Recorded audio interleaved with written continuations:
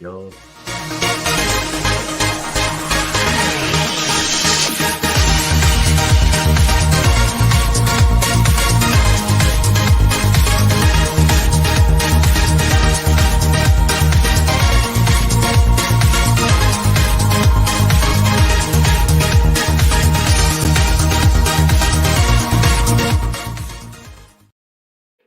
Dun, dun, dun, dun, dun. What's going on, ladies and gentlemen, boys and girls? It is Friday night. It is 5 p.m. Pacific Standard Time, 8 p.m. Eastern Standard Time. For those of you guys who can't do math and know that it's 3 hours ahead of us, we appreciate you guys being here. This is the Unfiltered experience. We are here every single Friday, 5 p.m. Pacific Standard Time, live and in your face to bring you amazing conversations that are designed to uplift your ability to see life differently, and expand your confidence, and expand the fact that you're going to go out there and rock yourself and rock this world. I'm Christopher Rausch, your No Excuses coach. And I'm finally joined back by my beautiful co-host after a couple of weeks, Mr. Scott Goyette. What's going on, Mr. Scott David Goyette? You went out and played with the fucking Lions, man. That was badass.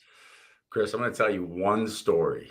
One short story from our beautiful event in Africa. And I'm going to tell you this thing is literally going to be booked up from now till the day we die, because everybody's already seen the pictures and everybody already knows we've got like 50 people in line for this, and we can only take 10 to 12 people every single year. So it's going to be huge.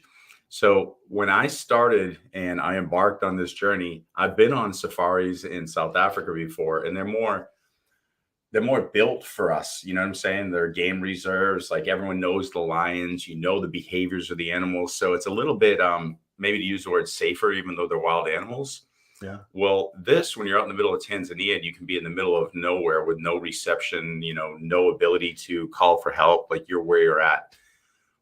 Between two of the reserves that we were going to, you know, this one space that we were going to see tons of lions and tons of rhinos, hyenas, you know, all of it, like just be in the middle of nowhere. Yeah. We were driving in the night. And so driving in the night, it's around 10 p.m. and we were supposed to be there in like 20 minutes at the camp that we we're going to be at. And it's a camp that's literally a camp is built in the middle of nowhere. So you're on the savannah, there's lions, everything's everywhere. And it's all very real. I didn't know how real it was to two of our cars. We had 3 safari vehicles, 2 got stuck in mud. And here we are, and one of the cars isn't stuck in mud. And the guy starts backing up, and he goes, "I'll pull them out." And I'm like, no. And I'm screaming. I'm like, no, because then there's going to be 3 cars stuck in mud. Well, as we stop and we start to think, like 10 to 12 hyenas start circling us, walking around us. And everyone says hyenas they're scavengers. They don't go after you, whatever. Oh, they're dangerous. Until they're opportunistic. So the bottom line is, I went from being, you know, very confident, Scott, everything's easy, life is good, nothing to worry about, to real quick on, what the F did I just get myself into? And so all I'm going to say is life got really real. One of those, you know, I like moments that are life-changing like that. So horrifying, incredible. You got to go on a trip like this. If you've never almost been eaten by a hyena, you're not living yet. That's all I'm telling you. You're not living yet. So everything after that was straight uphill, the most beautiful experience of my life. But I had a little like moment with source, with divine, with creator, with God, saying, oh, this is real. And it was very real. So you would have loved the shit. I'm getting you out there one year, man, because let's do it. Yeah, it's special. So let's do it. My boss actually went and did the whole African safari thing and malaria shots and all this stuff. And then he came back and I said, so what was it like? And he's ex-military. He's a tough dude. And he's like, yeah, we were kind of doing the same thing. They were out on some sort of, you know, caravan or whatever. And they took a stop somewhere. And I guess they didn't see a lion that was coming. And so the lion started messing with the vehicle. And he was like, he has pictures, like, because he was taking photography. He's like, that isn't a distance camera. That's like that lion was right there, like right in front of us. And I mean, they had the enclosures, but there were still open windows. Chris, he said it got pretty. He said it got pretty fucking dicey, and he's like, "Oh shit! Do these 3 people really like you're trusting? You're like, okay, you're a guide. You do this. Do people die? I don't know." But he said he was pretty scared, and he's never scared. So what I learned was, you know how once in a while you hear somebody was killed or whatever, they do not want to tell you what really happens. Like, a lot of this stuff doesn't get leaked because they don't want to like have you think, oh, this is scary. So they don't want the world to know. Right. Shit happens, dude. You're in the middle of some very real stuff. And you know what? Now that I'm sitting in the comfort of my own little studio, it's really fun. And in the middle of it, I was definitely not as tough as I thought I am to an extent. I mean, like I still was enough, like smart enough to say, stop the car. Let's think through this. Like, I was still in my frame of mind, but I was exhausted. And I'm thinking to myself, is this how I die? And then I'm going, well, it's a pretty good story, though. He's out in an African safari trying to save the tribe. Hey, man, if you got to go, that's beautiful. Yeah, it's not bad. So I would have gone that way. I was cool with that. As long as that story doesn't end with, I was the only one that ran away from the truck and left everybody die. Yeah. I was the guy who was like trying to run away, and the hyenas go, this is the wuss. I'm going to take this guy down and just swallow him up. Yeah, but they would mistake you for a giraffe anyway. I was trying to play like a giraffe. I played giraffe. Yeah, you did? Nice. You're a beautiful giraffe. They kept yelling, Groot. Groot. I am Groot. Well, ladies and gentlemen, boys and girls, if you've been with this for any amount of time, you know that this show is sponsored by the beautiful folks at Help Heal Humanity. HelpHealHumanity.org is a fantastic, phenomenal organization. I've been a part of this organization for 3 years now. Scott and I know the founder, Serena Buffalino. She's been on this show. She's been on my Raw and Unscripted show. She's a phenomenal human being. She's out there doing the right things for the right people. None of the money that gets donated to the organization goes to anybody's paycheck or funds anybody's multi-million-dollar house. All the money goes directly to the initiatives that we're raising for. We've built schools in Haiti. We've done things in Spain, Cambodia, Canada, United States, and we continue to do that. And the reason why I'm a part of this organization is because their heart is in the right place as far as what it is that we want to do. And you can trust that everything is going to the right place.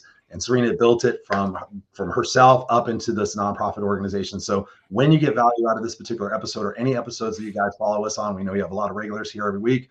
Please do us a favor. And when you get value out of this, go contribute whatever it is you can. If it's $10, $5, $20, if you could sponsor a kid, we need 19 more sponsors to get our kids into school. Unfortunately, some sponsors, some people that normally sponsor kids, unfortunately with the economy and everything, weren't able to sponsor the kids.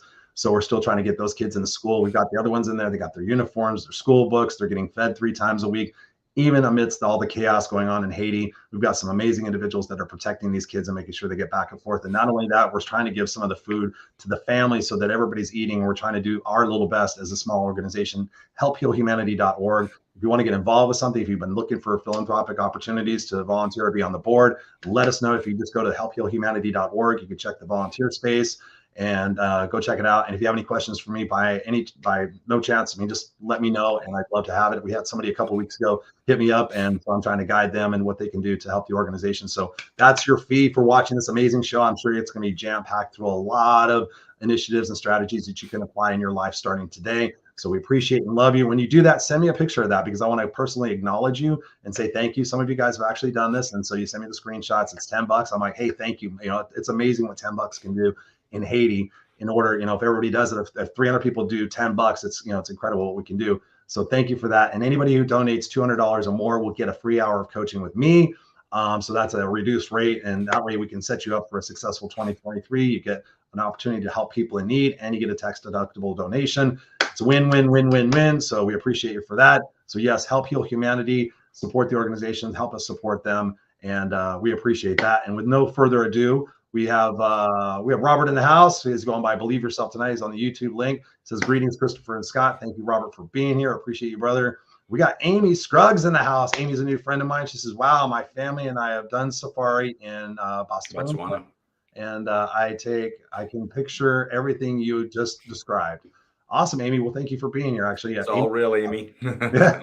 We actually, Amy and I, funny enough, she was on Pamela's show. It was funny. I don't know if you saw the picture, but I got to meet Pamela. I saw that. I actually liked it, and I love it.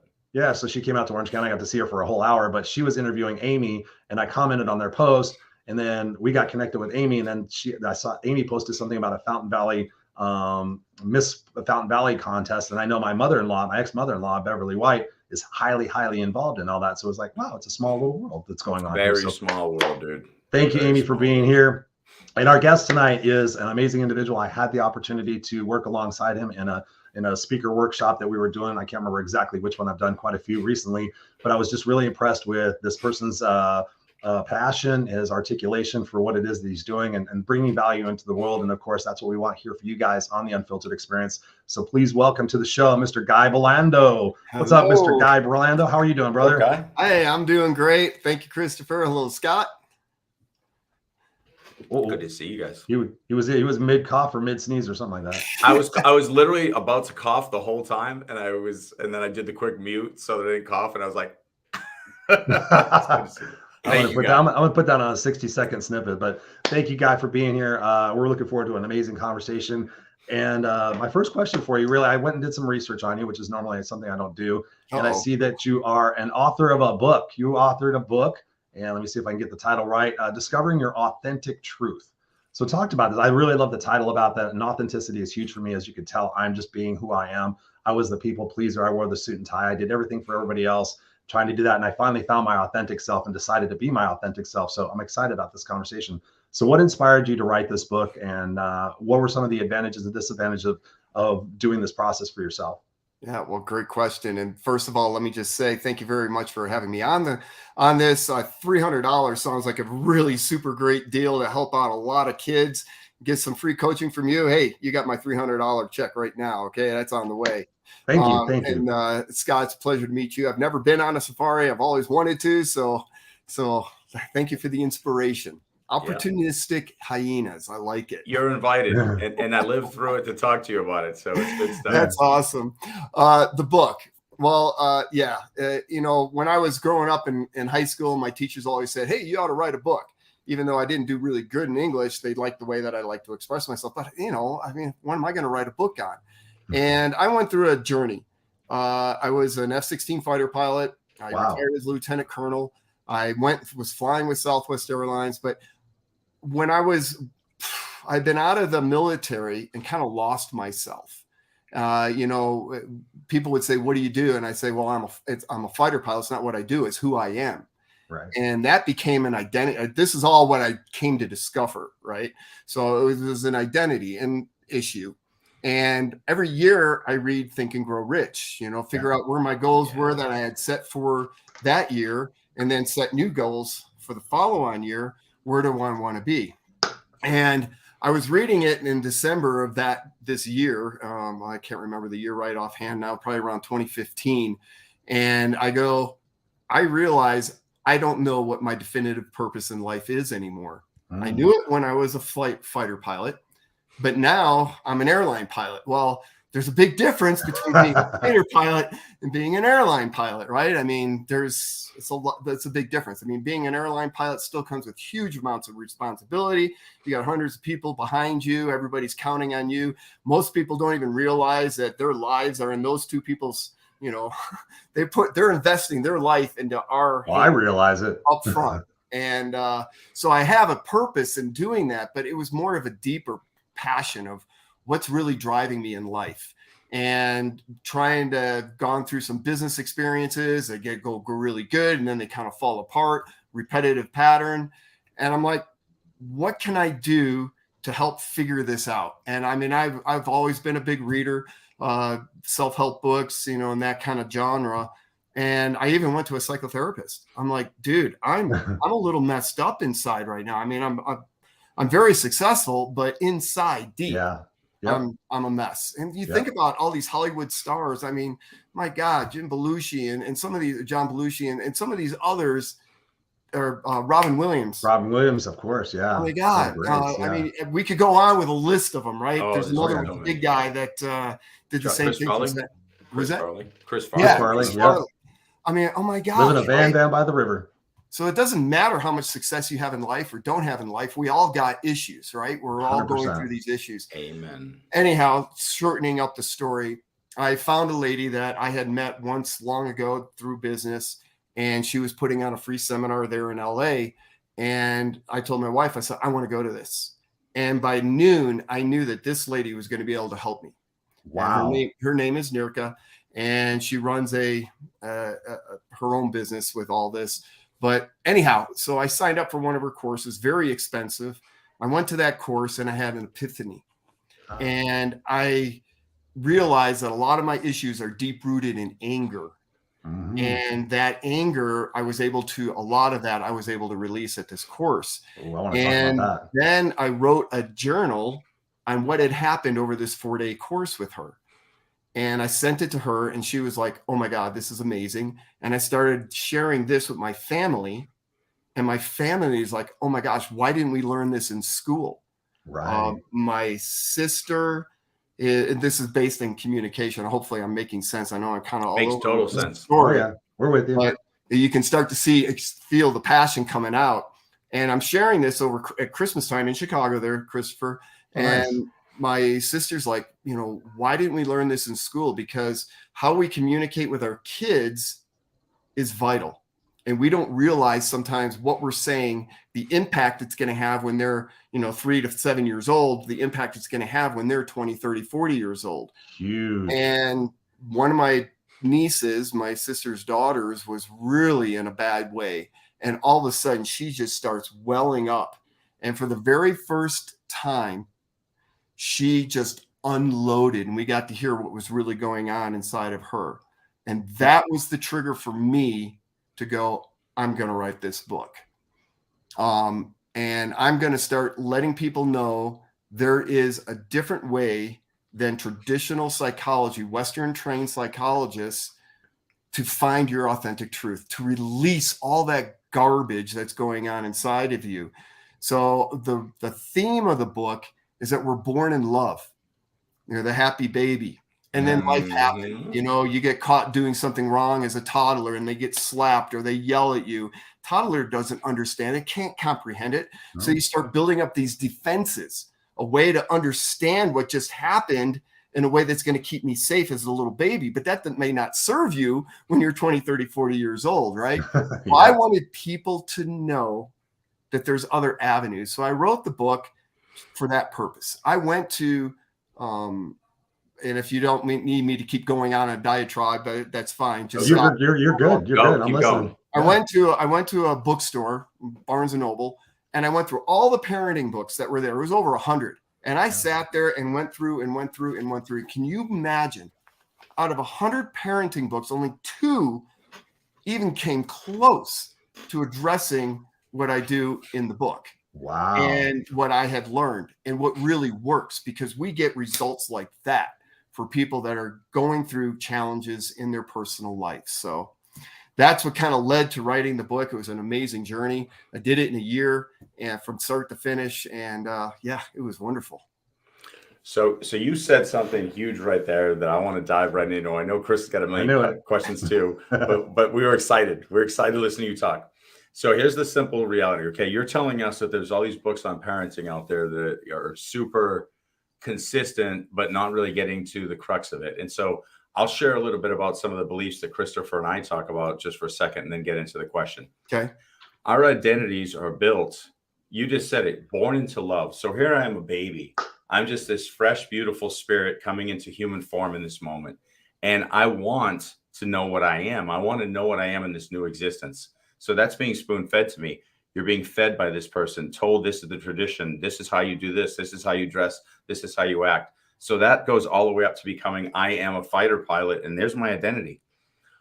So what were these books saying? Okay, because I can guess versus what do we need to know? Because here's the scoop. The scoop is we're given an identity that has nothing to do with the truth of our spirit and that baby born into love.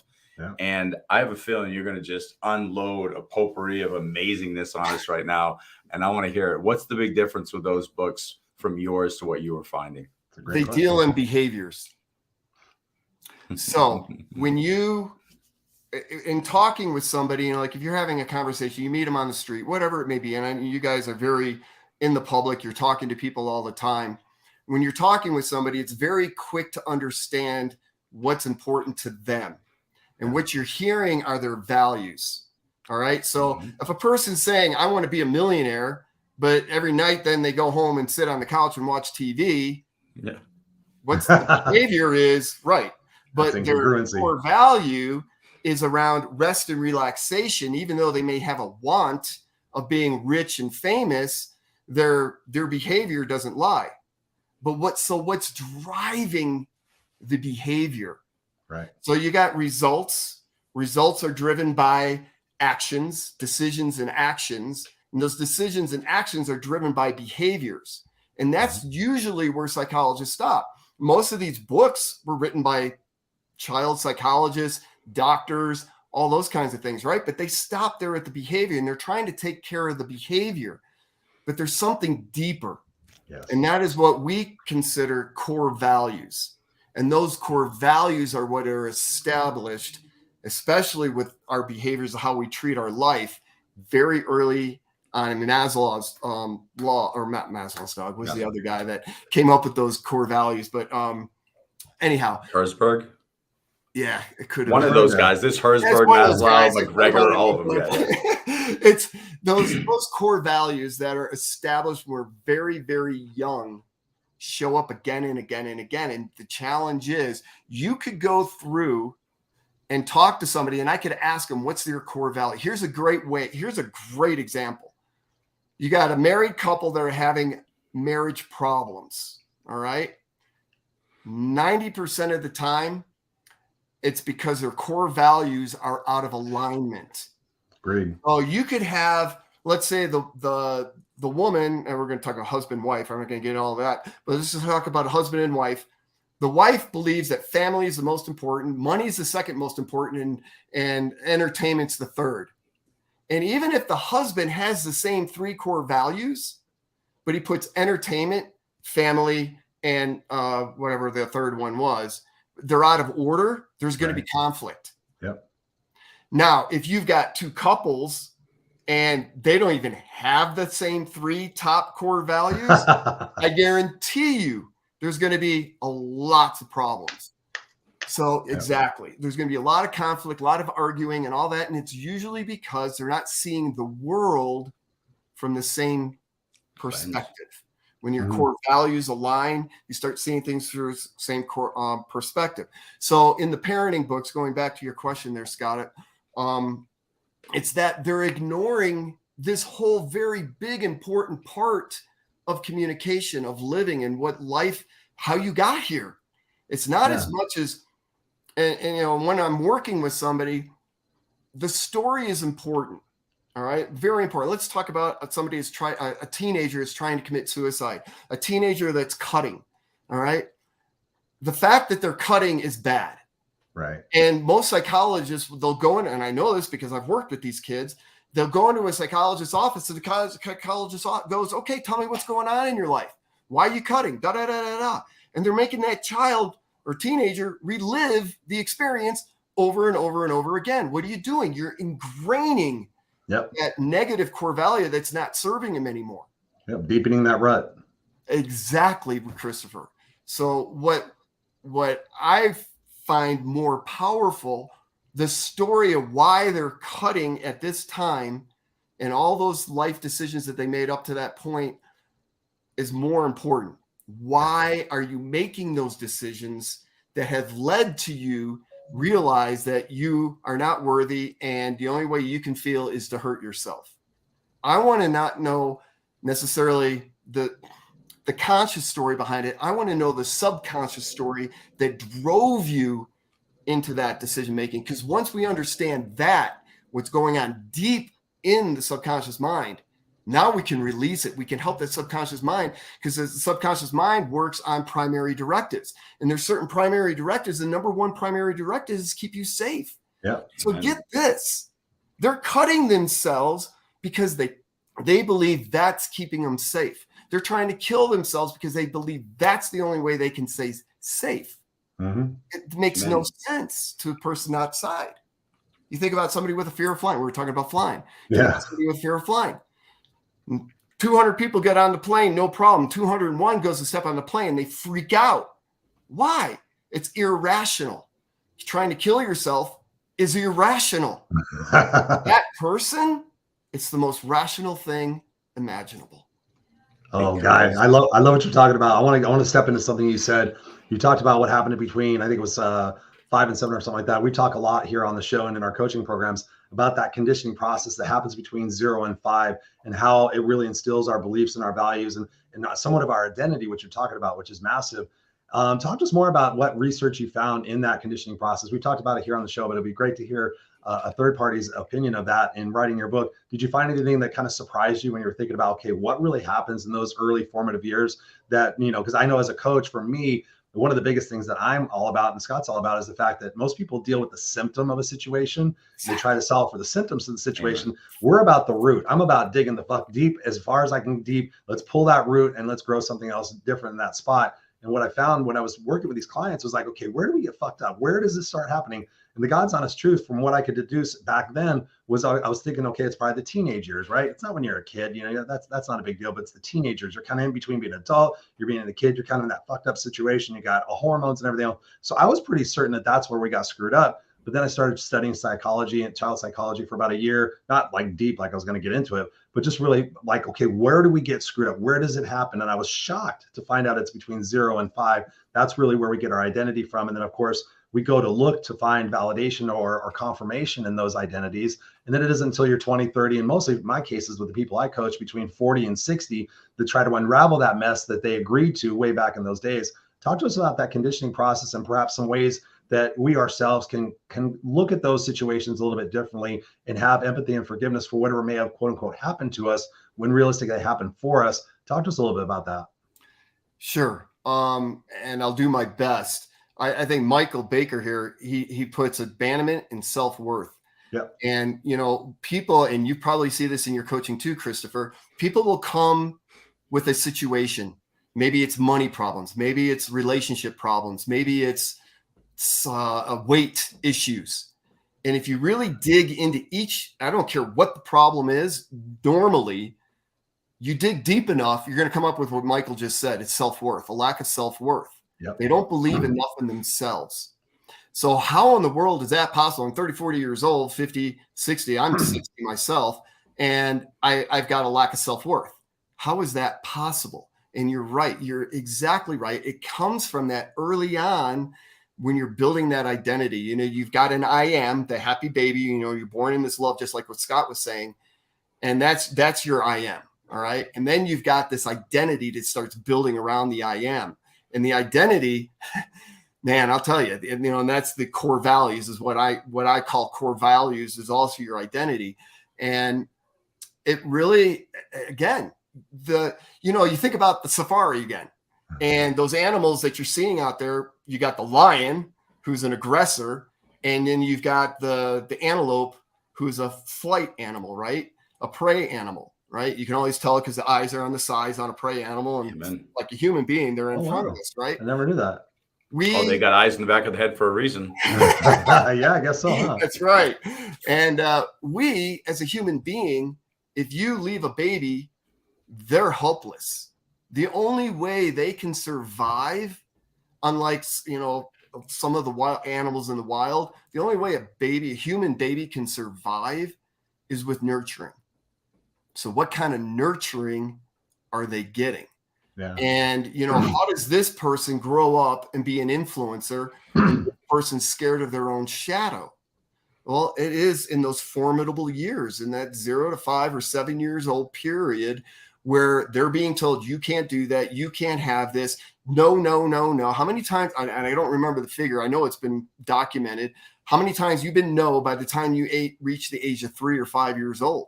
Oh, I used to actually give that statistic. It's funny you bring that up. I gave that statistic for years. My original motivational speeches. It's millions. It's insane. Yeah, it's crazy. I feel it as a parent when I do it. I'm like, oh my God, how many times am I telling this kid? No, I'm doing exactly what you're not supposed to do.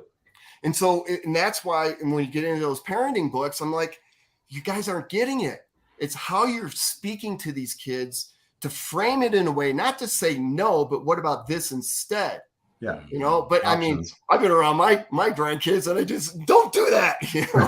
And so we all get caught up in it. We're human, right? Yeah. But the baby needs the nurturing. The baby needs to be taught who to be. We don't do it on our own. And when you talk about different environments that a person is brought up in is going to greatly shape who they become. But now you take, it's not an easy answer, Christopher, because you take the twins, all right? Oh, yeah. Same parents, same family life. One grows up to be a superstar. One takes a wrong turn. So it is, there's a lot to this conversation. There is things that happen beyond the toddler years that will also influence the environment is probably the number one thing. So I would go back to in that first 0 to 5 years, the environment that this child is being brought up in and what is being said to that child, how that child's identity through their parents or whoever their guardian is giving that child. And that's why it's so important. So important. Language is so important. And none of those parenting books talked about language. Not one.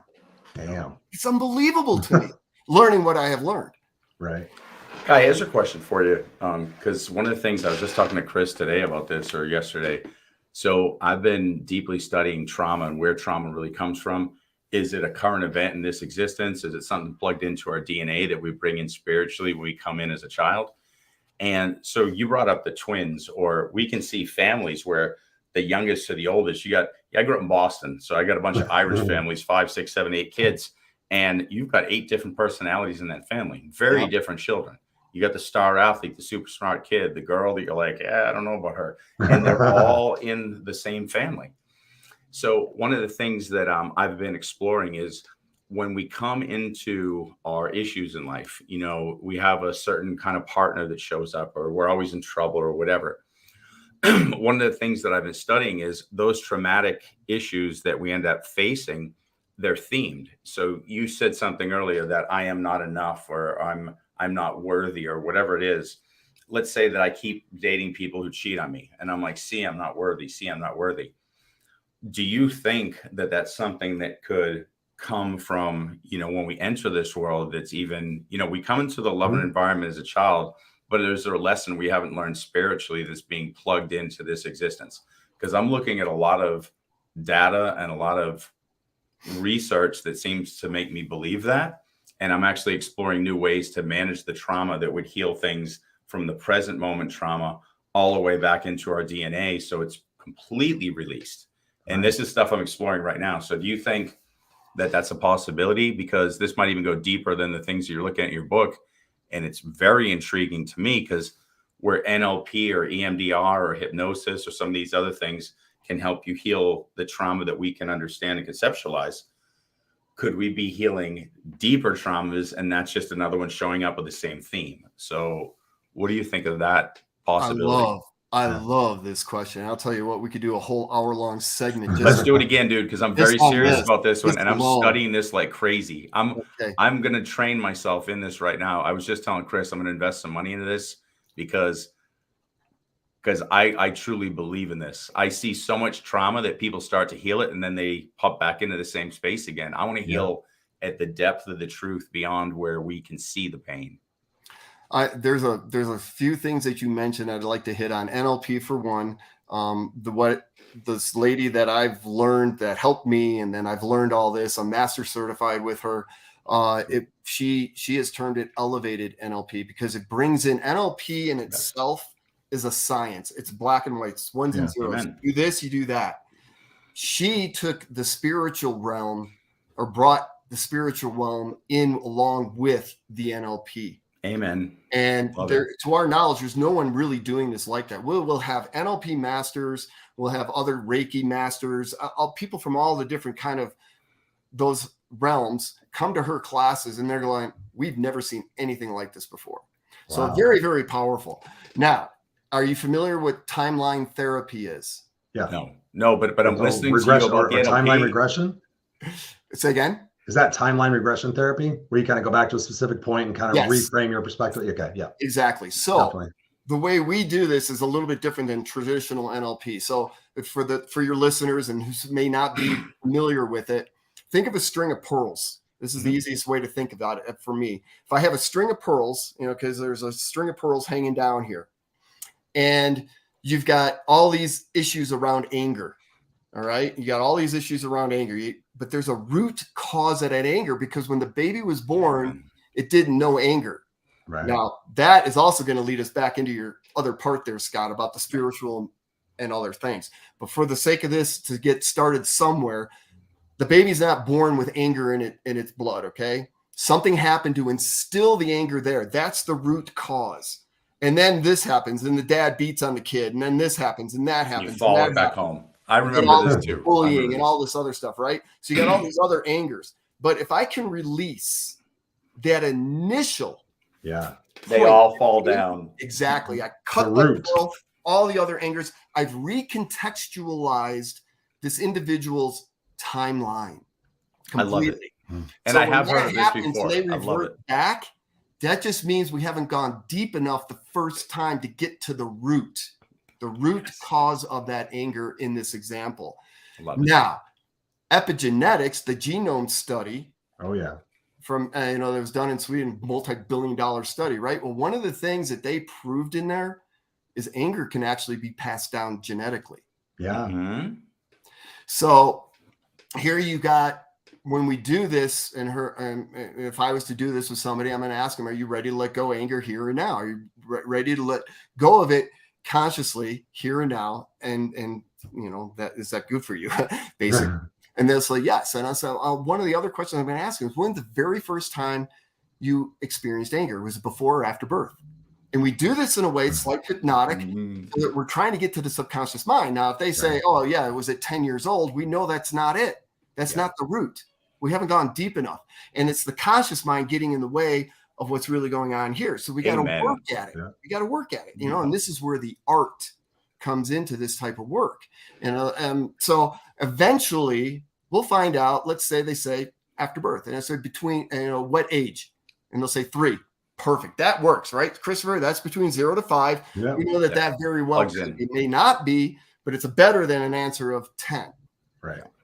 But get this. What if you say before or after birth? And they say before. Was it in the womb or before the womb? In the womb. What month? So I'll give you a live example from my sister. So I shared that story with them at Christmas. 2 years later, my sister comes to attend one of these courses. And we're going through this part in the class, and she keeps going in the womb. She keeps going 10. She keeps saying 10. And it goes, doesn't make any sense because of 9-month pregnancy, right? Yeah.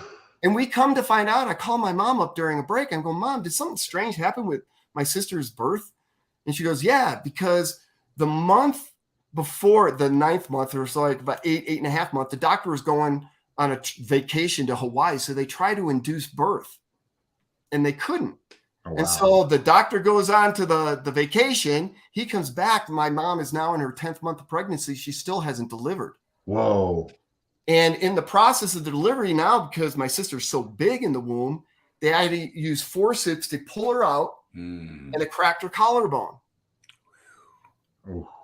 We didn't know that story, but yet her subconscious mind knew all about it. Wow. That's powerful. Now you get into before the womb, and then the next question we'll ask, and it doesn't matter if you believe in this or not, was it genealogy or past lives? Yeah, that too. Amen. And you would not believe the number of people that will come up with past lives. Well, how many lifetimes ago? And they'll come up with like 50 or 60 or 70 or generations, 50, 60, 70. So Scott, to answer your question, yes, I absolutely, having seen this so many different times, absolutely, I believe it 100%. Yeah. And I get the exact same thing too, because for me personally, I haven't tapped back into that. I've done some past life regressions work with people, but there's people who, like you said, they're swearing that they have clarity like 30 lives back of feelings and emotions, whatever. So if you can heal the string that goes back to that, like to your point, if you can do that in your entire spiritual state. So one of the things I really want to talk to you about too is the idea of, we keep talking about the unconscious, the subconscious mind, the conscious mind, but going to the super conscious mind to assist in healing of the subconscious. So how do we tap into the divinity, aka the super conscious, to help us in the assistance of healing? Because all the methodologies that we're talking about, we're going like, go to source. What if, think of what prayer is, think of what a meditation is, think of what all these things that we do from different spiritual beliefs or religious beliefs are. If we can really conceptually not just believe, but embody the belief and just say, superconscious divinity creator, can you help me heal the subconscious so that I can live in the conscious mind without this survival technique and get into a thrive state? That's where I want to start dancing. I want to start dancing in that space. So maybe the technique is so simple that literally we just go into, through meditation, through prayer, through some kind of a process, we get into the superconscious mind and just request the healing, just let it happen. Yeah. That'd be nice. It would be nice. That's where I want to I'll take an order of self-help to go, please. That's what I'm asking for. A super conscious drive-through. Yeah, and you just plug in, this anger shit's got to go. And then it just goes and you get a milkshake with it. You know, want like fries a value with that? meal. Sure. Yeah. Think of the, one of the examples I came up with in writing my book, going, you know, like what was the inspiration or how did you go about doing it with the book and stuff? I was actually on vacation myself in Hawaii, and I was sitting on the beach and I just kind of in a meditated state. And I'm like, I got an idea. And so I put it in the book to help describe, and I'm not sure if this is going to go exactly where you were headed with this, Scott, but it does. You think about a piano, and the concert pianist is out there playing, and it's beautiful. The curtain comes down, curtain goes back up, same pianist, same beautiful black piano, and he starts playing, but it doesn't sound right. And to make a long story short, let's say that while the curtain was down, the tuner went in and kind of detuned a couple strings. I don't care how good that pianist is. Yeah. He's never going to be able to make the same beautiful music out of that piano, right? Mm-hmm. It's impossible. The wire is out of tune. So yes, you could sit in meditation and maybe release that. But if you don't go in and reprogram and get that wire back in tune, chances are it's going to show up again. Yeah. And, you know, you think about, I mean, look at what AA does, right? I mean, it's amazing. And they have their 13-step process and everything else. You got to stay on that. It's so easy for a person to be able to slip back into addiction. Yes. But if you can get in there and really, no kidding, get that wire back in tune that drove the person into addiction to begin with, then your chances of success are going to be even greater. You're going to help that person even easier overcome that addiction process. So how you do that is there's a myriad of techniques, at least in NLP, and there's probably others as well that I'm not aware of. But I know in NLP, we have a series of techniques. The number one thing you got to get to is an agreement between the conscious and the subconscious mind to be able to let go of the old behavior in order for it to be reprogrammed. If you don't dig deep enough to get that agreement, I don't care what you do, you're never going to happen. And we call it secondary gain.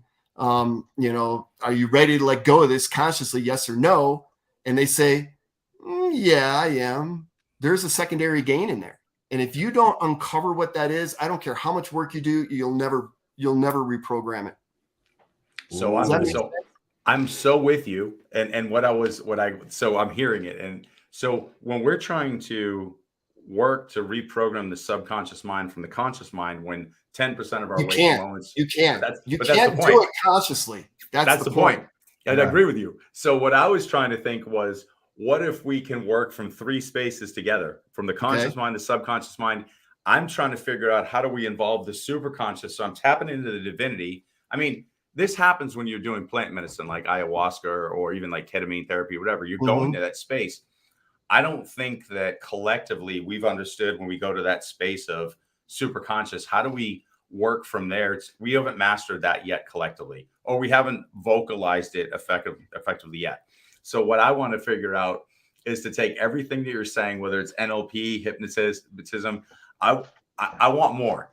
I want to find a gentler, speedier, more effective way to get to the bottom, to that last bead, so that we're really at the source, so the distortions are gone and that piano can be played consistently, beautifully throughout our existence. And I love what you're doing. I mean, the book sounds amazing, and I want more for you and me and Chris and all of us. Just keep going. Yeah, and as a matter of fact, for everybody, I just put the book link inside the link. So if you guys want to check it out while you guys are watching the movie, watching the show, you can go ahead, it's right there. So I have a question for you related to everything we're talking about, and I love the fact that you're talking about authenticity, Guy. One of the things that I've done over the last couple of years is my way of giving back during COVID was giving people coaching sessions, like just be able to uplift their mindsets and everything. And after about the 15th one, I did a couple hundred. After about the 15th one, I got this whisper, and it was like, ask them, do they love themselves? Yes or no? And in my mind, I was thinking about this. I was like, that's a fucking stupid question. Of course people love themselves. But I kept hearing the whisper, and I've been, God's honest truth, I'm doing better about listening to the whisper. I didn't understand what it was before. It was all that self-help, fluffy bullshit stuff. And so I just asked this person, and we're on Zoom, we're face-to-face and everything. And I said, I'm going to ask you a question. I want you to not really think about it, but I want you to give me your gut response. It's a yes or no question. Do you love yourself? Yes or no? And other people are like, come on, Chris, what kind of fucking coach are you? And God's honest truth, 75% of these 200 people struggled with loving themselves. And they were sitting there trying to find all these other things in their life. But we're going back to that worthiness component that you talked about. Talk to us about authenticity and that ability to really find true love and empathy and forgiveness for the things that we did not know. I mean, we're talking about stuff that are completely out of our control. They're biological. They're handed down from generations that we go through our lives, not truly loving ourselves, but we're expecting that external validation to come in here and kind of help form our identity, like you were saying before. What am I now? Beautiful. Talk to us about that self-love component and how it ties into being authentic. Trying to see 3 words at once. Talk to us about that. Yeah.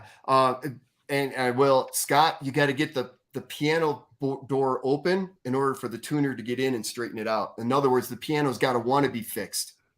Nice. And until you get a person ready and willing, there's no communication. You're right about that. The horse to water, is no question about that. Zero arguments. We've been coaching long enough that yes, you are right. It doesn't matter. So. Yeah. So, loving yourself, I think that goes back to the self-worth issue, right? Right. And how do you get to this point in life and you don't love yourself? And I'm telling you, that would solve 99% of humanity's issues. I'm trying, baby. I'm trying. If people understood this whole thing we're talking about, Michael said something else here, attachment of old beliefs we formed around our behaviors to justify them. And he said something, unresolved issues will keep coming up until faced and dealt with. And that is the crust of this, Christopher. We can try to come up with a lot of fancy words and a lot of fancy definitions, but the bottom line is, and the reason why I named the book Discovering Your Authentic Truth, is to get reconnected to that I am and figure out who your identity really is. Not the identity that was necessarily instilled upon from the parenting, the outside influences, but that is deep within you that came from the spiritual realm.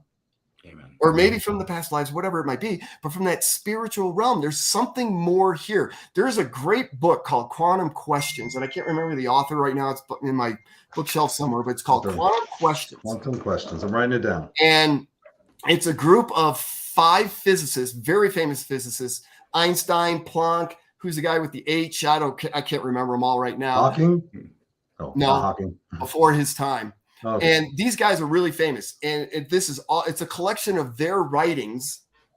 And all of them are saying there's something more to this universe than what's black and white, than what's physics. There is definitely something else. Nobody wanted to label it necessarily like God or spirit or whatever, but they're saying there's no way you can explain this world strictly by physics alone. There's something else going on.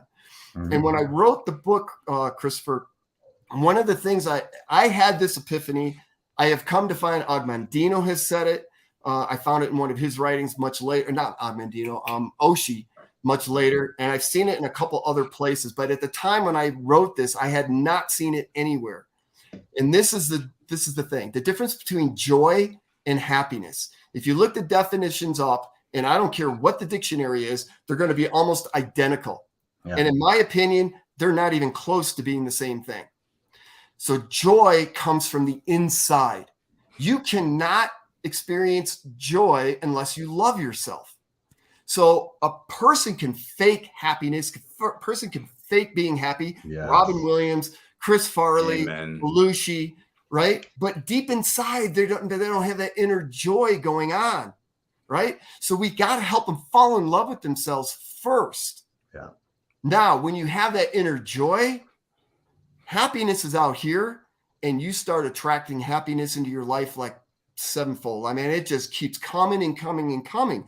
Why are some people more successful over and over and over and over again? You tear them down, they build right back up because they love themselves. They have self-worth. A person that doesn't have self-worth and you take them out, man, they're gone. There goes the suicide. There goes the living in the alleyway, something along those lines. You're exactly right, Christopher. It all begins with loving yourself. That's my favorite bit of the whole thing. If we cut the show off right now, just your definition of joy within and the happiness external is wonderful because you're so right. Like you could take a person who's, one of the things I always love is when you talk to somebody who's a millionaire who's self-made or multimillionaire self-made, you say, would you risk it all today? And they all say the same thing. Absolutely. Yeah. And you say, why? Because I could bring myself back here in a moment, because they recognize the DNA of a successful person, which includes that joy, which includes the passion, which includes all those things. And to your point, you mentioned it earlier, where you're saying think and grow rich. The millionaire mentality precedes the money. The money is just the currency exchange. You get it. It's this is not rocket science, yet it is. And so now think about the behavior. Think about the behavior of these YouTube kids. Oh, geez. They don't have the maturity. No. Right? They haven't gone through life lessons. They haven't learned enough of this to understand how to handle that money and that fame and that fame. Yeah, everything. Right? You think about the lottery winner. All of a sudden, they got all this money, and next thing you know, 5 years later, they're bankrupt. It's MC Hammer and every lottery winner. We got 2 minutes to go. Incredible. And it has nothing to do with out there. It has to start from in here. Yes. So I have a question for you based on what you said at the top of the show, talking about you alluded to the fact that you started writing this because of internal anger issues. How did you go about resolving those issues as you were writing this book? What was the trigger for you to be able to release some of those issues pent up from back in the old days? Great. Well, it's great question. And it's about I didn't realize it was the anger issues, Christopher. I didn't think I was an angry person. Yeah, I'd explode every once in a while, put my fist through a wall or whatever, but those were isolated incidents. We're just men. They were just guys. That's what I'll say. It was just a guy. It was that person that set me off. Right. It wasn't me. It was that person. It was from the outside. Right. And so I didn't realize I had an anger issue. And in this course, we did the timeline therapy, going back to the root for my anger. In this case, turned out to be a babysitter, Mrs. Fields. Man, I'll never forget her. Wow. But I didn't realize what a big impact that made. And when I was able to release that anger at that root level, when I came out of this slight hypnotic state, I didn't see the world the same way anymore. I never did. Never have. That's why releasing that pearl at the root level is so important. This is the thing. It is not hard to do. It is not hard work. This is not something that requires 3 months, 6 months, a year's worth of therapy that people sometimes put themselves through.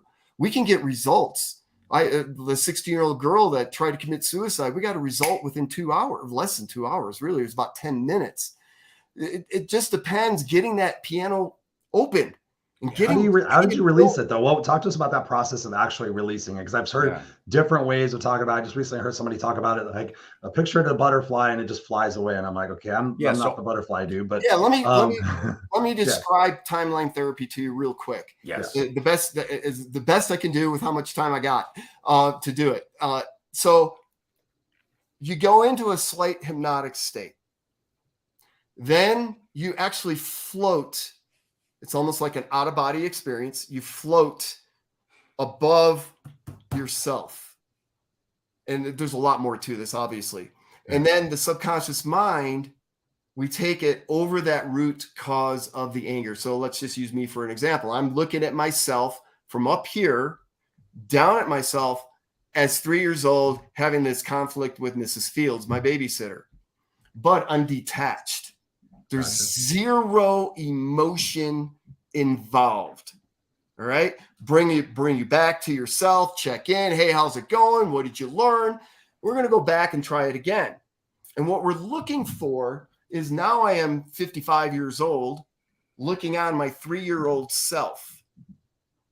Guess what? I see that whole event completely differently. Yeah. I'm no longer seeing it from an eyes of a 3-year-old when it was programmed into my subconscious mind. Mm-hmm. I'm now seeing it from the eyes of a 55-year-old with all this maturity and learnings and life lessons that I've learned, right? Mm-hmm. And I realize the lessons that I'm gaining from this is that how I interpreted that event back at 3 years old is what I needed to do to keep myself safe, to survive. Mm-hmm. Now at 55, I realize that doesn't serve me anymore. Yep. So now I bring myself back, check in again. Hey, what lessons learned? What did you learn from this event? Positive lessons learned. And we do it again. And we take the person all the way back before the event ever happened, which means I never experienced anger yet. So maybe it's 5 minutes, 10 minutes, maybe it's a day prior where I'm the happy baby regarding anger. And now I go back over, we call it the release point, and then I go back over that event again. And guess what I do now? I travel into the event of the 3-year-old child, and the anger is completely gone. I've just recontextualized my entire timeline. And then you come back up and 3 other places up to the moment of, if this is the moment of now right here, I'm going to test 3 other places, significant moments of anger that I've experienced. I get to the moment of now. Now I future pace. Yeah, let's take you out into the future, say a month from now. Where in the past, a certain event, I want you to a future memory of a future event that would have in the past created a certain reaction out of you. But now with all these new learnings, tell me what's different. And the anger is completely gone. And you do so that. So visualization, you visualize yourself and being in that same situation, but you visualize yourself not reacting to that situation, responding to that situation as that more mature self. Why? So when you get there, it actually feels like you've already gone through that, right? Because we've put that wire back in tune. We've literally reprogrammed the subconscious mind. Yeah, totally love it. Love it. Damn, dude. Guy, I knew this was going to be a fantastic conversation. When I saw you on the panel, I can't remember what panel it was. Was it Mental Health Warriors or was it with? Yeah, I think that's what it was. It was Mental Health Warriors. Yeah. Okay. I knew when I saw you, I was like, dude, he's got to be on the show. I mean, just brilliant. Definitely want to have you back on the show because there's so many different rabbit holes we can go down, and you're a brilliant conversationalist. And we have so many people here, just enjoying it. Amy says here, she goes, amazing insights, testimony, and teaching. Thank you for providing such value. Yes. Where can people get a hold of you, Guy, and continue the conversation? I put the link to the book in here so people can go purchase that directly from Amazon. But where can they get a hold of you to continue this conversation and learn more about Guy Brilando? Yeah, GuyBrilando@gmail.com. So my first and last name, there it is, GuyBrilando@gmail.com. That's the easiest. I have a website, GuyBrilando.com as well. So that's you can see some of this stuff on there. You can see some of the testimonies. The book is actually an Amazon bestseller. And the reviews on there really do a great job of explaining what this book is. And I just had another one that came in that's not on Amazon. This guy wrote a few paragraphs, and it was just amazing. And he nailed what this book is all about as well. That's just on my Facebook page. But beautiful. Then we got your Facebook page here. It's facebook.com. Wow. So https:// is that IM, like the letter IM. I have my glasses on. It's facebook.com / a bunch of letters. Well, I'm the only Guy Brilando. Go search. Put me in Facebook. Yeah. You'll find and I'm me. sure if they go to your site, GuyBrilando.com, that they can find your social media links from there as well, right? Absolutely. Thank you so much, Christopher and Scott. Pleasure. I really appreciate you having me on as well. Oh no, we'll have you back, man. We're going to start reframing the way we do our shows. We're going to go into seasons now. We're going to take like a broad subject and have some of our subject matter experts who've been here on the show talking about these things and kind of lump them together and say, okay, let's tackle this thing. Let's tackle identity, and let's dig into the spirituality of it. Let's dig into the conditioning process and bring our experts back in and kind of do seasons based on that to really kind of dig in and give people value. So we'd love to definitely have you back on the show. I'm going to stick you backstage here for a second. Don't go anywhere because we still want to talk to you. We're just going to end out the show, but thank you, brother, for being here. All right. Thank you all. And good night to all your listeners as well. Thank you for being here as well. Thank you. Told you, Scott. Yeah, man. Right. So I figured you would get lit up about that. He was all right. Yeah. I never see you so perky except for when they're pretty. I actually, I have a little bit of a guy crush. You have a guy crush? Yeah. Guy crush. You're like a guy too, right? No, I love it. Speaks the truth. You know what's beautiful is when people recognize that there's something they're struggling with, come into that space of awareness and start the self-healing, and then recognize their journey was so intentional and all the things that they learned. And that's their brilliance. That's how they're giving back. So he's sitting here saying, I am a fighter pilot. And then what he's realizing is as that's peeling back, and that was his defense mechanism to the world, like I'm hiding behind this, he literally found his calling, his purpose in his healing. And it's freaking beautiful. Like I love it. Like I absolutely love it. We had some amazing comments in here. I mean, obviously, Robert, appreciate your comments. Michael Baker, welcome to the family. I appreciate your contributions as well. He talks about here. He says clarity and definiteness of purpose, desire, motivation, and determination. Absolutely. Says here also, he goes, pray for what you desire as if you have already received That's it. 100%. The reality. Lean Big into time. Big time. And Amy, thank you very much for being here. She says, amazing insights, testimony, and teaching. Thank you for providing such value. Definitely connect. I know we have Tom Jin in the house. I saw this. He says, get the book, The Science of God. So there's another one. Thank you, Tom, for being here with us. And who else do we have in the house? I think we had David Libby in the house. He goes, glad I found this out now. So thank you, David, for being here. David's a dear friend of mine. Yes, Michael Baker. I'm trying to make sure we capture everybody. And for those of you guys watching or listening on the podcast, thank you guys as well. We got the video cast, which is what we're doing right now. And then obviously all of this goes to podcast, and we would love for you to subscribe to the podcast.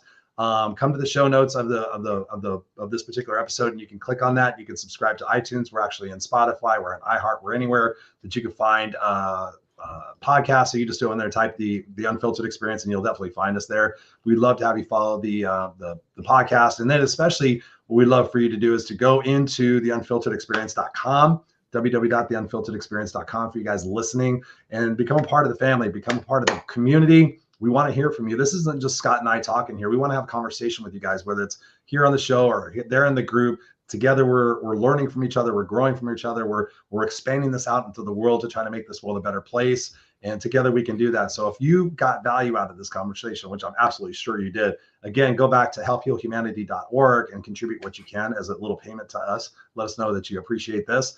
And then also let us know what it is that you want to see on the show next time, what type of guests you would like to see, talking about that banner topic. What is like a major topic in your life that you would love me and Scott to get some guests on here and to break that down for you so that you get additional value on this. This is why we do this, guys, because together we can raise the level of humanity. We can raise the level of vibration of what's going on. And just imagine this. And I have a firm belief, I have a dream. I'm not Martin Luther King, but I have a dream that if everybody that's out there is angry and pissed off and not loving themselves, and they're fighting the wrong battles and everything, if they got centered with themselves and did half of the stuff that we talked about here in this podcast, think about how different the world would be. Think about how different those people would treat other people. And those people would be like, wow, what did he do? I want to go do what he did because he seems like happy. He was a pissed off motherfucker before, but now he seems happy. I want to go do this. And then we start raising the vibration of this planet. We start helping one another out. We get away from the pointing and the divisiveness and the blame and looking for everybody else to solve our situations. We got to solve them from within here, guys. It starts within here. It starts with that self-love. If you're talking to yourself like you would not talk to your favorite person, you got to switch that shit big time. So when you catch yourself talking to yourself, would I talk to my son that way? Would I talk to my best friend that way? And start shifting that shit. I recommend people put a rubber band on their wrist and they snap it when they catch themselves talking back about themselves. How can I reframe this? I always suck things. I never do anything right.